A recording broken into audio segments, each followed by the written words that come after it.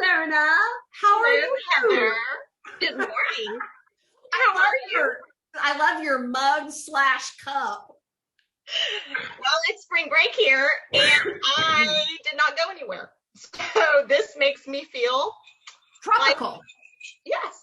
So I thought it was appropriate for this to be my mug today. What is in the mug? Well, it's not coffee, but it's water. I promise it's just water. I wish I could say something, but you can see a straw. I'm not drinking coffee through a straw. Yeah. But can anyone drink coffee through a straw? No. Well, unless it was cold coffee. Right. You know. Cold coffee, that would work. That's true. I didn't think about that. But anyway, Yeah. lemon water. Oh, and we have our green on. We got Yeah. our green on. Yep. Very good. We're very festive today. We are very festive. Well, okay. So for those of you who don't know, I am Heather Lyle, and I help business owners and entrepreneurs get visible in the online space. That's my new word, visible. I help people get visible in the online space so they can grow and scale their businesses and organizations, so they can be profitable in 6 weeks or less, like quickly. So Valona, who are you and what do you do? I too work with businesses and districts and shopping centers and individuals on all of their marketing strategies that have to do with PR, branding, social media, events, collaborations. I know I need to come up with the fun little 3-liner like you do, but I don't know how to do that because I can't do it. It's so. I can help you become visible, I guess. Yeah, it's always the same. I just am not going to use the same wording as you because that would be wrong. So No. I do the same thing. But Yeah. but yeah, but I look at just everything overall and come up with strategies that include everything and not just one service or two. Mm-hmm. Yeah. No, and we have collaborated for years. Like we have worked together for a long, long time. And so it's like, I feel like we could finish each other's sentences practically. Pretty much. Oh, well. But today we're going to be talking about, here's the headline. Did they post that on social media? Did they post that? And oh, hell yes, they posted that because they weren't thinking. They were just flying by the seat of their pants. So I'll go first. So, when, again, Valona and I work with businesses and organizations all the time. And when we go through and kind of see how businesses are promoting themselves on social media or whatnot, I think my biggest pet peeve is a business needs to connect with their customer. What does their customer want to see off of social media? Sure. I mean, what is it? How are you connecting with those ideal clients, ideal customers?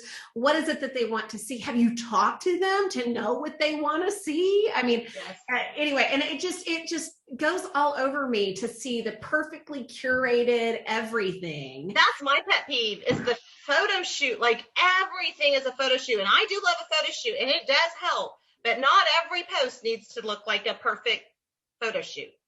Right. I get plenty of engagement on posts that I take just off my phone, which a lot of people do too. Yeah, I love me some photographers. So out there, I love all my photographer friends and people that I engage with, but not everything has to look so perfect because that's not life. It's not. And I think that gets lost in transit. And let's go back to social media is intended to be what, Valona? Social. Which is why I love it. It's social. It's not intended to be perfect. It's intended to be social. And so I really like, just be real, just know who your client, your customer is, and deliver the images and the copy that resonates with your customer. Yeah, I mean, I think we talked for a second. We've talked before about schedule posts, and the schedule posts are great, but leave some room in there to actually have fun and be spontaneous and talk with your fans. And engage with them. That's the fun part. I don't know. That's my fun part. I don't schedule posts on my personal stuff at all, or my business stuff, but I just think you've got to have that kind of fun. And so something that I actually tell people to do when they're thinking about social media, because to most people it's daunting and they don't know, especially when it's about themselves, their business, like, oh my gosh, what do I post? And is that relevant? And does this look important? And I'm like, you just drinking a cup of coffee is enough. It doesn't really matter. You don't need much. Yeah. But I tell people, I go, think about it when you're going to an event or a dinner party and you're going to meet people. When you meet people, what do they want to hear from you? Yeah. If you don't bore them and sell, right? Nobody's got time for that. I know it was that. And so, like, you want to just engage and you want to have fun and you want to talk about your hobbies and you want to talk about things going on in the city and traveling, which hopefully we're all doing soon. And just different things like that. Well, your social media is no different. Yeah. So yeah, I do a whole presentation on that with people. And so I just would tell people, think about that when you're meeting someone new. What do they want to hear? Right. You know, I was listening so I follow Jenna Kutcher a lot, and she has a podcast called The Goal Digger. Look at that, Goal Digger. I like it. I know, it's good. But she calls it the JK5. And she says, okay, for all of you business owners out there, find your 5 buckets of topics that reflect your business and your personality. And, so that might be like, for me, you marketing, Valena, social media. Me, it's going to be more visibility type, getting yourself out there and talking about just my life experiences that have led me down this path too, because people want to see the real person. Again, they don't want to see all the curated crap all the time. They just don't. It doesn't resonate. It doesn't. They want to know what you're like on the weekend. They want to know, sadly, they want to know what you have for breakfast. Okay? They just do. I don't know why, but they want the pretty picture of the pancakes or the granola bowl or whatever you're doing. And so people just want that engagement. They do. It's so funny. Last week was our spring break. And so when my kids came back home and, I remember the first Saturday morning, I did a Facebook Live video that was hilarious. I mean, my kids were like, Mom, we're hungry. And I said, find something to eat in the refrigerator, like I always say. And then my oldest was like, Mom, there's not jack crap in the refrigerator. So I go downstairs. It was empty. Like there was nothing in the refrigerator. Okay. And so I was like, oh gosh. And so I took a picture of it. I was like, yes, this is what you get when you're gone for a week. And and oh my God, that video, that Facebook Live video got like 700 and some odd views. It was crazy. Why? Because it's relevant. It's real. It's timely. It's spring break. Everybody's doing this, kind of a thing. And so it's like people could relate to it. So anyway, I tell you, it's all about the relatability to your ideal client too, for that matter. But anyway. Yeah, I think that's. I'll get off my soapbox. What? What'd you say? I said I'll just get off my soapbox. Oh. Didn't hear you. Like it went out or something. I'd say that's the hardest conversation, or well, not the hardest, but the first conversation I have with clients too, because they don't know how to talk about themselves, which I understand. It's hard for me to talk about my business sometimes too. Same here. You don't want to put it all out there all the time, and I get that, but that's what works. I know. That's just what works. I mean, that's how it goes. Yeah. So, all right, what are we going to do, Rose and Thorn? We should do Rose and Thorn. You want to talk some more social media? Okay. No, I'm done. I'm done with that. Let's move on. Everyone knows that Rose and Thorn. They can always message us or whatever if they have questions. But Rose and Thorn. I know people. I keep saying like we have this big audience. Again, I have no idea. I don't know who's even watching this. Anyway. Rose and Thorn is something that Heather and I like to do each week, where we talk about a rose, something good, positive that we experienced or did or whatever, and then a thorn, which is a challenge or a failure. With.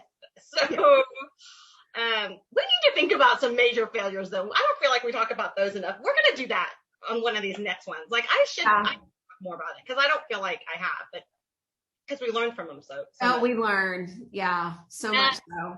Yeah. So my rose is that I got my nails done. I got a manicure. And I went with my daughter who's 17, which was nice to have some mother-daughter time. But So some people, I know a lot of my friends go religiously and they get their nails done. That's just not me. It's not something I do. Yeah. I love to do other things. And so for me to like stop and like go get this done, and oh my gosh, it feels so good. Yeah. Yeah. And I wouldn't tell men, go out there and get them done too. Cause I'm just saying, Yes. it's nice to get them all cleaned up. Like it's just nice. Yeah. The neutral colors, which is why you can't see it. But Yeah. I liked it. Anyway, so it was nice. I know. So that was nice. And then my thorn is that life's getting busy, work is getting very busy, and which I'm, all the hustle and hustle for years is catching up with me, which is great. And I love every moment of it. But I'm gonna have to give on something, and I don't know what it is. And I almost had a mental breakdown yesterday, and I'm like, how am I gonna do all of this? How am I gonna do the kids and this, and then the car gets in a wreck, and then that happens, and I'm like, well, what am I gonna do? Yeah. And so I'm like, what do you give on? The exercise, of course. I'm like, Yeah. go walk that 5 miles a day. You'd rather be working. So, folks, just know that I've probably given up the exercise, even though I feel guilty for that too, because I know I need it. And when it gets warmer, I can wake up at 6 a.m. and get it done. But right now, it's a little bit hard to do that. So there's not enough hours in like good weather hours. So that's it. And then I was like, well, maybe I could give up connecting with people and doing all my meetings that I love doing with people. And I'm like, that feeds my soul. I can't do that. I know. Anyway, it's just that, what everybody deals with. It's growing pains. Give and take in the struggle.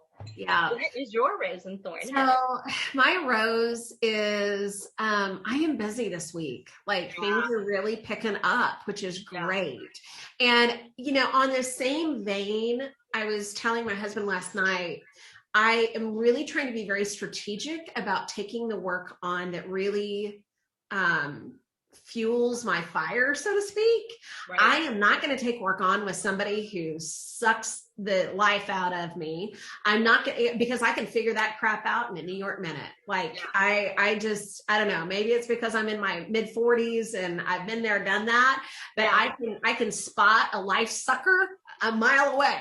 And so I'm kind of like, I don't want to take that on. So I'm just being very methodical and strategic and being very thoughtful about it, and that's hard too. I mean, so it's kind of a rose and a thorn, right? I mean, it's the growth of, people are calling, which is great, but I'm also trying to be very thoughtful about how I take it on as well, Right. And it's so hard to say no. At least it's harder for me to do that. So I'm always like, like I have friends that are clients and friends or whatever. And she's like, oh my gosh, can you design this? Can you do? I'm like, yes. Let me do it. Yeah. Then like in 4 days, I've given her 8 options. And she's like, how the heck did you just do that? And I go, I don't know. I just sat here for 4 hours and did it. I don't know. Yeah. And also other clients and things. Yeah.